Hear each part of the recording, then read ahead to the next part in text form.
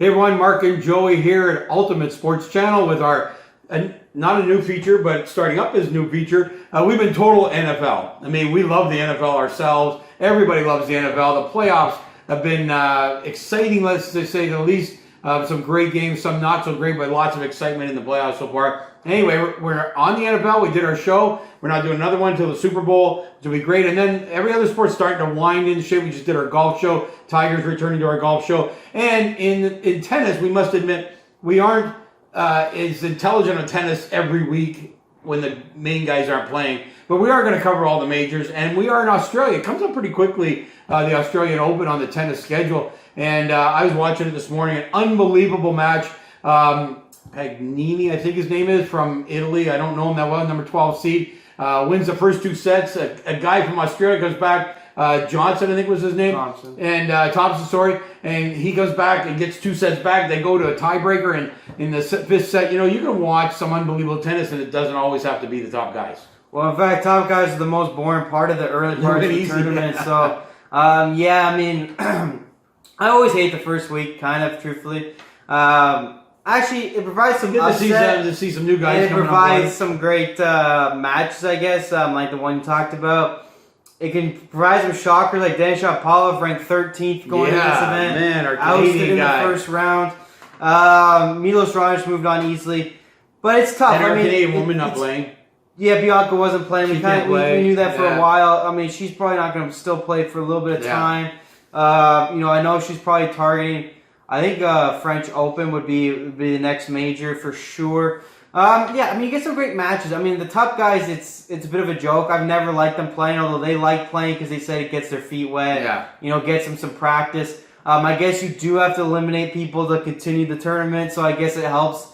And you might get the shocker of a century, but unlikely. They've all won. I think they need 3 sets. Actually, more in Australia than anywhere else because of potential heat and playing in that. And a lot of times they're coming from a long distance away, right? They play indoors. So yeah, just the heat around. I mean, it's a hot place to be in the winter, and so I think it's good for them to get their legs. Let's say not their tennis legs, but their legs of traveling over there. You know, time change, all those kinds of things that go with Australia. So I think they do like to play early in. Particularly in the majors. Well, they've always said that, yeah. I mean, they've always said that's why they've never changed the format, because they've all wanted to play.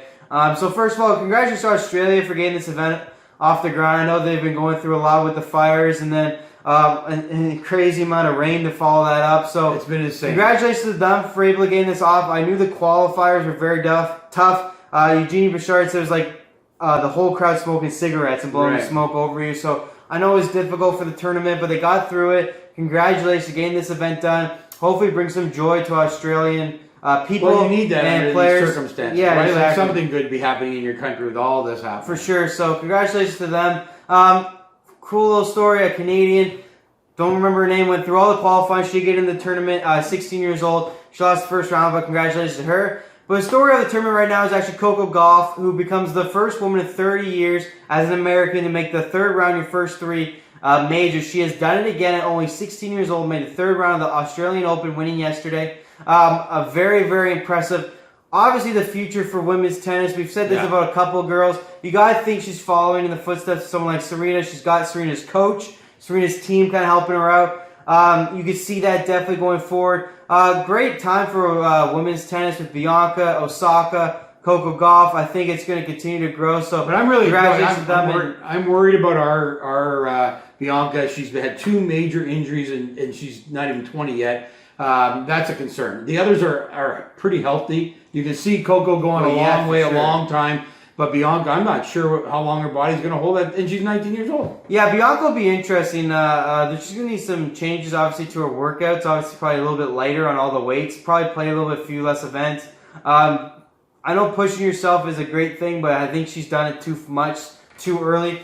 So you'll have to see that back off a little bit. Osaka's been up and down. She's won a lot. She's still around the top 3 in the world all the time now. She won the big event at the end of the year, the Tour Championship. So with her, she's been healthy, so she can easily win some majors. Serena's still competitive at her age. Won a couple weeks ago. First person to win in like she won in 3 separate decades, I believe was the stat. So she's still hanging around. So what can she bring to each major going forward for a limited time that she's going to play? And then Coco Gauff. I mean, honestly, she gets Serena's team around her. She's already doing this already. It'll be interesting to see how far she can go, what height she can reach. So definitely some exciting stuff. But she's definitely the story of the tournament so far for both sides, men and women. On the men's side, not much, no shockers yet. So very, very cool for the tennis tournament. Early stuff going on. Australians playing some close matches. Coco Gauff on the women's side moving on. The Stars continue to provide with clean sweeps. And the tournament going well so far. Yeah, it's been it's obviously first week is always kind of positioning. That's all it's going to be. Next week starts to really get into gear when it comes to the big guys playing some of the not big guys, but next level instead of playing qualifiers and maybe first some rounders 4-set matches, yeah. 3-set matches. So anyway, it's great to watch. By the way, the Italian guy this morning had in his previous match had gone down by 2 and came back and won 3 in a row, and then he was up by 2, almost gave it away today. This guy's on a roller coaster. But you know what? You and I play tennis, Joey. Not close to anybody who's anywhere in the pro ranks, but we play, and we're not bad. These guys played for 4 hours. 4 hours of tennis, and you and I are huffing and puffing. We get through the second one, and we're just, no, I don't want to do the third one. 4 hours of playing. It's unbelievable the shape these guys are in. It's incredible how they can still perform at a high level, even getting to that stage. I must say though, I heard Macro talking about it. The game provides these long matches for a couple reasons. First of all, it's a mixed bag. Either it's an ace, or like a serve and can't return it, or a serve like 1, 2, 3, right? But he says it brings on stuff because they play these long back line rallies, and he's right. I love tennis. I think tennis is at a level of where they're so athletic like golf. It's truly amazing to watch these guys go back and forth, get some of these shots, spin shots, power shots. It's amazing, some of these rallies. But some of these rallies, they stand in one spot and whack it back and forth for like 10, 15 minutes. Yeah, but you and I know how hard that is to actually do. So, it is. I'm just saying, Macro was making jokes. That's because he's going to go to the net guy. They all served and volleyed and matches were really quick. And matches can be quick here because of aces. I know like Milo Raonic had 26 aces in his first match. So it depends who you play against. But when you get guys that are equal talent, they can go forever. Yeah. And it's because they play this cool style that gets the crowd involved, though, I must admit, because then once the big shots are hit, it's pretty spectacular. But yeah, lots of fun, lots of great tennis.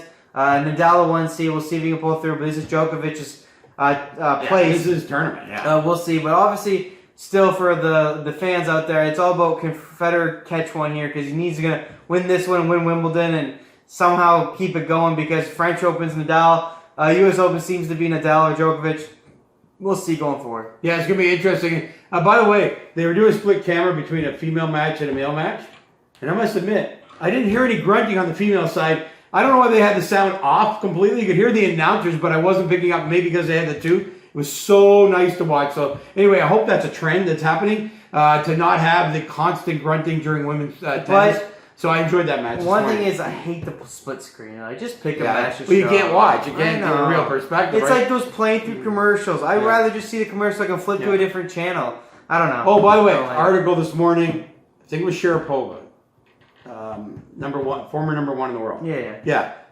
Number 350 in the world now. Yeah. She just can't win a first round. Not even a first round match. You know what? It's time to hang them up. It's just the way it is. It's embarrassing in my mind. I feel so bad for her, but why she keeps going, I know that this competitive juices are there, all that kind of stuff. But when you're number 350 in the world, it's time to start hanging it up and look forward to the Champions Series down the road for her. What else are you going to do? That she's only number one. She's only 33 years old. I know. But she was also number one on. She was caught for drugs at one point. You wonder how much that really affects her game. It might be showing, which is even should dampen her career a little bit more. Yeah.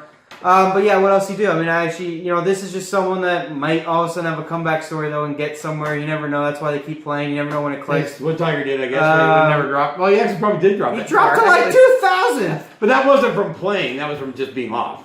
She's actually dropping because she can't win a first round match. It's pretty sad. But anyway, that was just my thought when I read it. Oh, that's a shame that a former number one. But you're right about the drug thing. It may actually be proving that at 33, she was winning under the drugs, and so that wasn't too bad. Yeah, it's definitely something to look at. Good story in tennis. But no one cares. That's the biggest thing. The great thing about tennis right now is unlike the men's It's all side, about youth. Where the unlike youth the men's side where it's the legend, which we're happy about because they've been able to stay very, very relevant in the eyes of the tennis people. But other than the men's side where they have the big three, and the women's side, it's all over the place with this youth. So, they're not worried about it at all. They got so much talent on the women's side. They need a Serena. They need a Serena. Someone take over for Serena. Yes, but it's kind of like golf right now. The legend has hung around for these new young people, and it's just like Tiger. Tiger is playing now with these new young guns, and Serena's been able to hang around with these young guns and make the finals 5 times. She hasn't been able to win one. But it's a great time for women's tennis, and it's obviously why it's thriving. So we're looking forward to the next week and a bit here of the Australian Open tennis. It does not finish till next Sunday. Actually, it might even be Saturday night because of the time change. So you might want to stay up. It will lead into the Sunday of football for you. So maybe just pull a full 48 hours on the weekend. We'll see there. But definitely some exciting tennis going forward. Everything doing what it's supposed to do for the most part right now. Yeah, it's great to see. We'll be back next week to cover the finals, next Monday or Tuesday, to cover what happened in the Australian Open. And we just, again, put out our best wishes to Australia. Glad they could put this event on. I'm sure it's brought up the feelings of the people in Australia. So there you are. We'll be back early part of next week.